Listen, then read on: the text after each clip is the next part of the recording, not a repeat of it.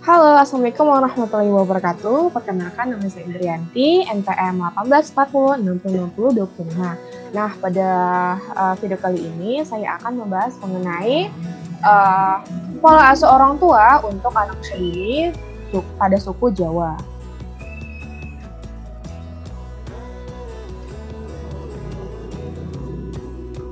Nah, yang pertama saya akan membahas mengenai uraian suku. Suku Jawa merupakan suku bangsa terbesar di Indonesia yang berasal dari Jawa Tengah, Jawa Timur, Daerah Istimewa Yogyakarta, Kabupaten Indramayu atau Jawa Barat, dan Kabupaten atau Kota Serang, Banten, Cilegon, Banten. Nah, suku Jawa juga sebagian besar menggunakan bahasa Jawa dalam bertutur sehari-hari. Orang Jawa juga sering menyebut dirinya sebagai Wong Jowo atau Tiang Jawi. Nah, Wong Jowo itu sebagai orang Jawa artinya. Jumlah populasi paling banyak dibandingkan dengan suku-suku bangsa lain, dan wilayah asal serta wilayah perseberangannya di seluruh Indonesia juga paling luas. Nah, bahasa Jawa juga memiliki aturan perbedaan kosakata dan intonasi berdasarkan hubungan antara pembicara dan lawan bicara yang dikenal dengan ungguh-ungguh. Aspek kebahasaan ini memiliki pengaruh sosial yang kuat dalam bahasa Jawa dan membuat orang Jawa biasanya sangat sadar akan status sosial di masyarakat. Nah, maksud unggu-unggu ini berarti dia tuh harus menggunakan kata-kata bahasa Jawa yang lebih tepat gitu. Misalnya ada orang yang lebih dewasa atau lebih tua dibanding kita, dan juga pada status yang lebih tinggi gitu. Jadi kita unggu-unggu seperti menggunakan bahasa yang lebih sopan dalam bahasa Jawa. Lalu yang submateri kedua ada bentuk masalah. Berdasarkan observasi yang telah saya lakukan terhadap anak usia dini, hasil pola asuh dari orang tuanya itu sekecil selalu pendiam. Anaknya itu pendiam, jarang menangis, bahkan jika ditinggal sendiri pun ia tidak akan menangis. Ia juga tidak peduli jika mainannya hilang atau rusak. Jikapun mainannya itu hilang atau rusak, ia malah lebih memilih mengganti mainan yang ada. Jadi dia nggak terlalu ambil repot terhadap kondisi yang terjadi, dan malah memilih mainan yang hanya ada di situ, dan nggak peduli dan juga nggak nangis gitu si anaknya. Nah, jika bermain dengan teman-temannya, ia juga bakal menjadi lebih periang, aktif, dan bermain. Nah, biasanya juga di rumah kalau di rumah si anak ini malah lebih sering diam dan juga lebih suka main gadget dan sering mengabaikan perintah orang tuanya. Jika disuruh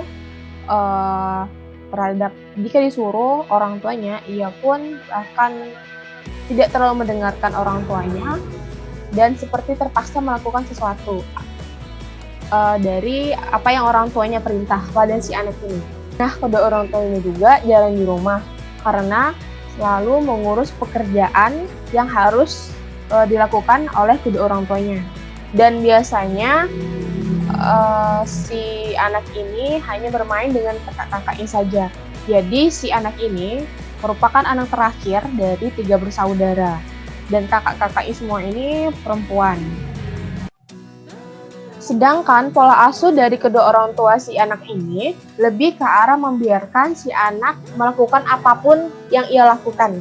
Terkadang seperti tidak peduli apa yang telah dilakukan oleh si anak saat bermain, dan jika si anak melenceng pada saat bermain, maka orang tuanya akan memberikan penjelasan kepada si anaknya bahwa jangan melakukan itu dan itu sangat tidak baik. Tindakan yang diberikan orang tuanya lebih ke arah marah terhadap anaknya sambil mengasih tahu terhadap anaknya dengan cara yang lebih keras seperti memarahi si anak. Lalu kita akan membahas pada pola asuh. Menurut Girls, tahun 1983, pola asuh orang tua Jawa adalah proses interaksi orang tua dengan anak yang berkelanjutan dengan tujuan membentuk seorang Jawa yang ideal. biasa disebut sebagai istilah jadi wong atau jadi orang. Nah, jadi orang itu seperti orang yang sukses, mempunyai pekerjaan, dan mempunyai tujuan yang jelas. Itu disebut sebagai jadi wong. Kemudian, pola asuh dalam keluarga Jawa memegang teguh dua prinsip dalam nilai kejawen. Nah, kejawen itu artinya tata krama hormat dan kerukunan. Nah, di sini ada 3 nih kejawen dari suku Jawa. Yang pertama ada wedi, isin, dan sungkan.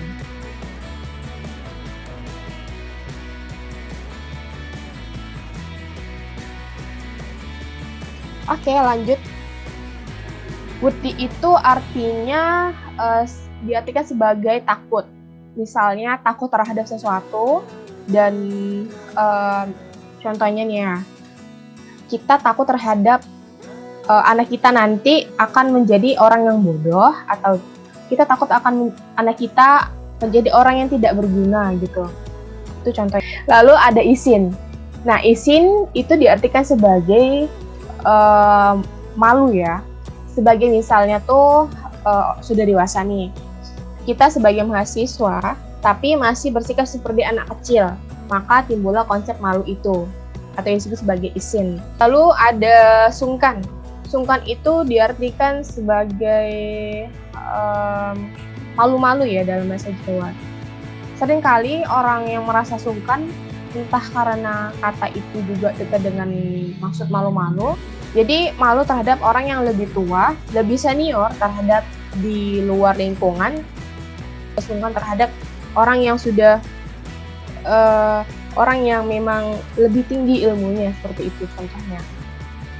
Jadi konsep di atas ini, konsep ketiga ini berkaitan erat dengan tata krama atau sopan santun di dalam suku Jawa.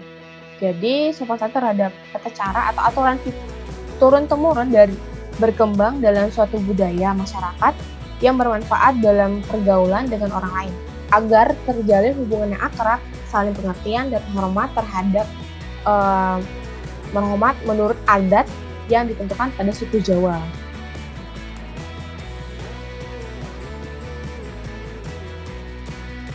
Kemudian ada pola asuh orang tua. Pengertian pola asuh orang tua. Menurut Adawiyah tahun 2017, pola asuh merupakan hal yang fundamental dalam pembentukan karakter. Teladan sikap orang tua sangat dibutuhkan bagi perkembangan anak-anak, karena anak-anak melakukan modeling dan imitasi dari lingkungan terdekatnya. Jadi orang tua itu juga harus menjadi role model yang baik bagi si anak, dan hingga si anak juga bisa mencontoh perbuatan yang baik dari si orang tuanya. Jika si anak melenceng atau lewat dari role model orang tuanya karena pengaruh lingkungan luar, maka orang tua juga harus memberikan pengertian terhadap si anak bahwa perilaku itu sebenarnya salah, dan juga orang tua harus memberikan contoh role model yang baik bahwa ini loh nak yang benar, dan ini loh nak perbuatan yang salah, seperti itu.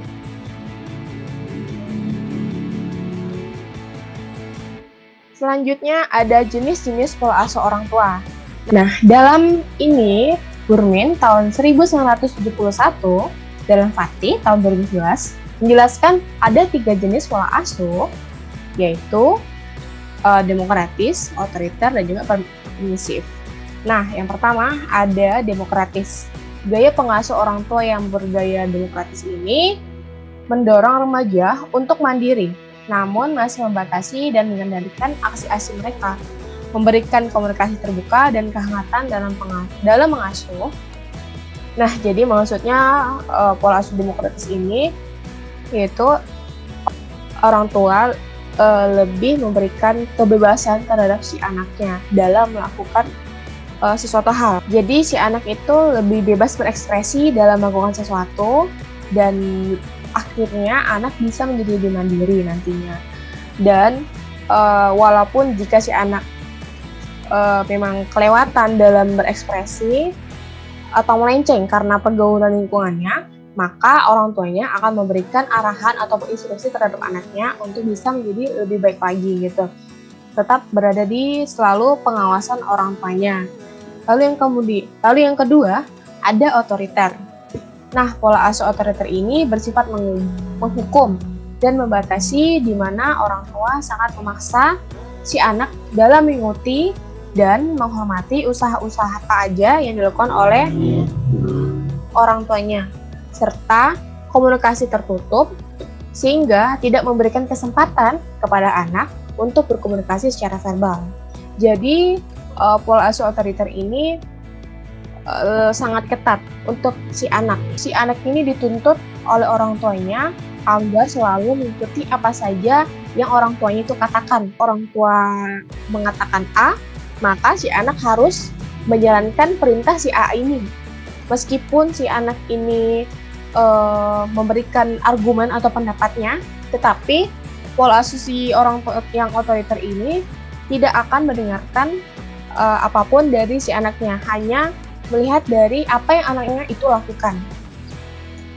Jadi makanya kebanyakan anak yang otoriter selalu takut kepada orang tuanya, dan si anak ini tidak bisa memilih jalan yang lebih baik, tidak bisa mandiri, dan juga tidak bisa memilih apa yang dia harus lakukan ke depannya, seperti itu. Dan yang terakhir, ada pola asuh permisif atau mengabaikan. Nah, gaya pengasuh orang tua di mana orang tua memberikan kebebasan penuh kepada anaknya. Ciri orang tua bersifat longgar, tidak terlalu memberikan bimbingan dan kontrol. Perhatian pun terkesan kurang, kendali anak sepenuhnya terhadap pada anak itu sendiri. Nah, berbeda dengan demokratis tadi. Nah, demokratis tadi itu memang membiarkan anaknya dalam melakukan sesuatu, ya bebas berekspresi seperti itu contohnya. Maksudnya, jadi kalau di demokratis itu si anak itu masih dibimbing atau masih dalam pengawasan orang tuanya. Berbeda dengan permisif. Jadi si anak itu memang bebas melakukan apa saja, tetapi orang tuanya itu terkesan cuek terhadap apa yang dilakukan oleh anaknya dan tidak memperhatikan apa yang anaknya itu lakukan dan apa yang ia kerjakan gitu. Jadi si anaknya bebas dalam melakukan segala hal, sehingga nantinya pada anak yang permisif, maka ia akan menjadi anak yang sangat sembarangan. Terus apa yang anaknya inginkan harus cepat diberikan. Jadi terkesan manja dan juga tidak hormat terhadap orang yang lebih tua, dan juga tidak respect terhadap orang lain gitu nantinya. Nah, sekarang kita masuk di kaitan deskripsi masalah dengan teori. Kaitan deskripsi masalah. Berdasarkan teori yang telah dilakukan terhadap observasi orang tua anak usia dini, pola asuh yang diterapkan oleh orang tua yang saya observasi itu demokratis berdasarkan teori Shapiro tahun 2001. Nah, ia menjelaskan bahwa ayah dan ibu dengan pola asuh demokratis akan menyebabkan anak yang tidak tergantung dan tidak berperilaku kekanak-kanakan, mendorong untuk berprestasi, kreatif, dan banyak orang yang responsif. Menurut Rahma tahun 2008. Nah, dilihat dari orang tua si anak yang selalu membiarkan anaknya dalam melakukan segala hal dengan mandiri dan sudah sangat ketahuan pada si anak ini. Contohnya pada saat si anak itu ditinggal oleh kedua orang tuanya. Nah, saya dengar pada saat observasi orang tuanya itu berangkat umroh, kedua orang tuanya. Dan kakaknya itu harus sekolah sehingga tidak ada orang di rumah gitu ya. Jadi anaknya ini tetap tidak menangis ketika ditinggal oleh kedua orang tuanya dan juga kakak-kakaknya. Dan si anak ini hanya dititip oleh Bude dan juga Pak D-nya. Dan itu juga ia tidak menangis dan juga anaknya sangat pendiam, juga dewasa. Dia juga hanya kalau ada apa yang ia lihat, ya itu saja. Misalnya mainan, apa yang ia mainkan, ya itu saja dan tidak rewel terhadap mainan itu, tadi ya, mainannya itu rusak atau hilang. Nah, si anak ini tidak mempedulikan lagi mainan yang rusak dan hilang itu. Dia hanya mengganti mainan yang rusak dan hilang itu. Ya dengan permainan yang lebih baru atau dia lebih bermain dengan gadgetnya. Tetapi dalam pola asuh orang tuanya yang telah membiarkan anaknya bebas dalam melakukan segala hal, dan juga jika si anak telah melampaui batas dalam tingkah laku, maka si anak ini diberikan pengarahan atau diberikan pengertian kepada si anak ini dari orang tuanya bahwa itu salah loh nak, bahwa itu tidak baik, tetapi dengan cara memarah-marahinya gitu. Orang tuanya akan memarah-marahi si anaknya tanpa menghukum, dan juga orang tuanya itu lebih menakut-nakuti si anaknya seperti itu. Maka si anak tersebut menjadi orang yang malas mendengarkan omongan orang tuanya dan lebih mengabaikan perintah orang tuanya. Jika disuruh pun ia akan seperti terpaksa dan tidak mendengarkan omongan dari orang tuanya.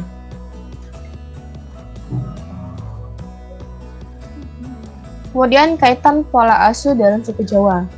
Sesuai dengan teori, pada pola asuh yang terjadi pada suku Jawa yaitu ngedem-ngedemi, yang berarti menakut-nakuti si anak dengan ancaman tentang nasib yang mengerikan di tangan orang lain atau makhluk halus. Jadi pola asuh dalam suku Jawa ini lebih ke arah otoriter.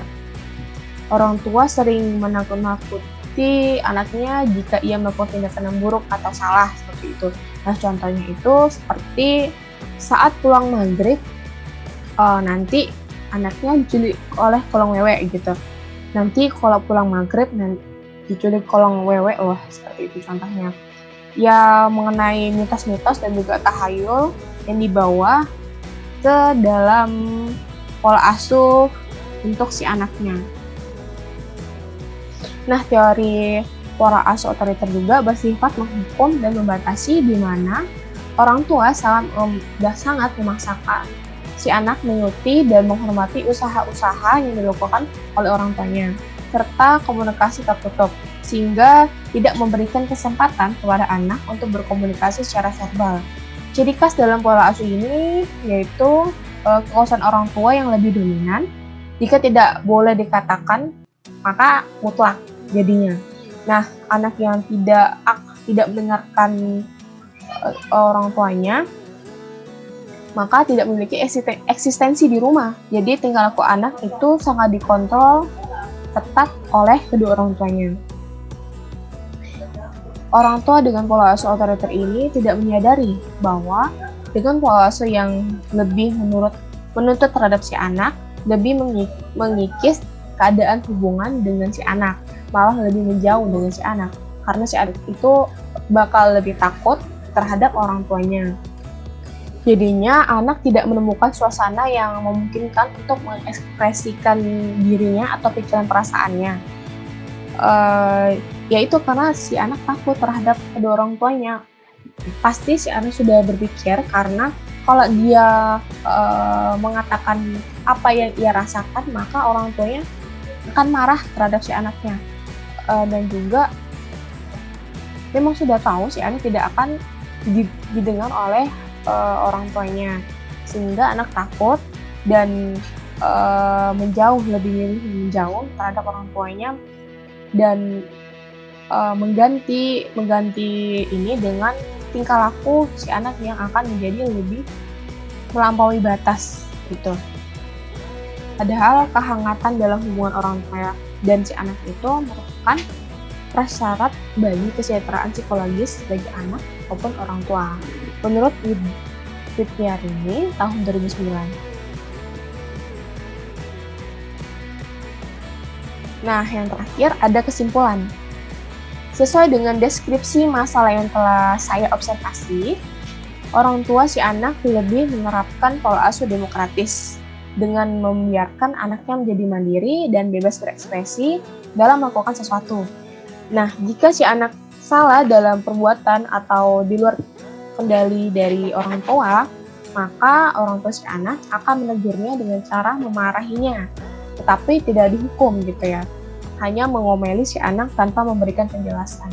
Terkadang saja ya orang tuanya itu memberikan penjelasan terhadap si anak, tetapi selebihnya orang tuanya itu lebih memilih mengomeli si anak tanpa memberikan penjelasan.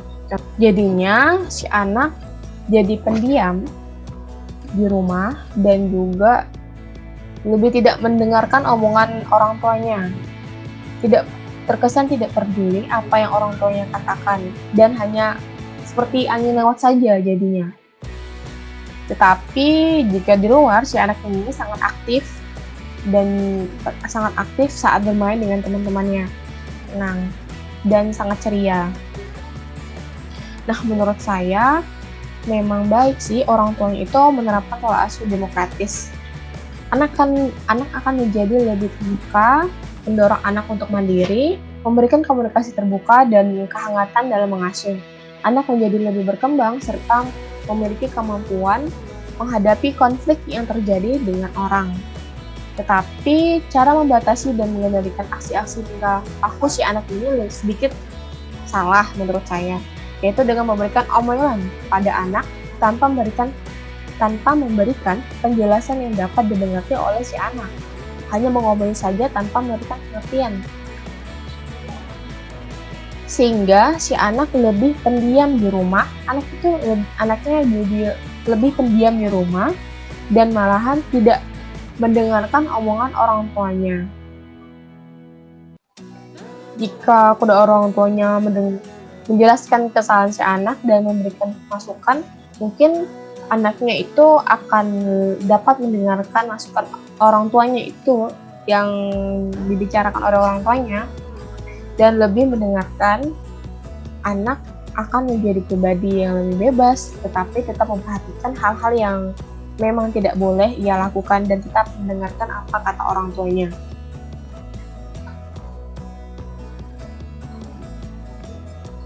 Nah, cukup sekian teman-teman.